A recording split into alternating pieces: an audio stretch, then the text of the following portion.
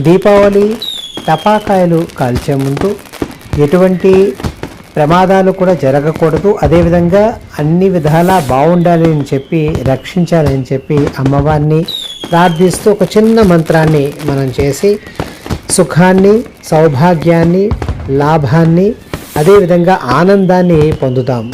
చాలా చిన్న మంత్రం ఇది. మీరందరూ కూడా చక్కగా చేసి ఆనందాన్ని పొందవచ్చు. ఓం హ్రీం కమలవాసిన్యై స్వాహ. మే పాతు మస్తకం శ్రియే పాతు కపాలం చ లోచనే శ్రీం శ్రియై నమః.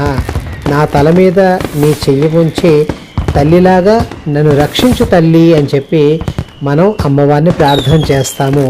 మహాలక్ష్మికి సంబంధించిన లక్ష్మీ హృదయంలో కూడా ఇలాంటి భావనే మనకు కనపడుతూ ఉంటుంది.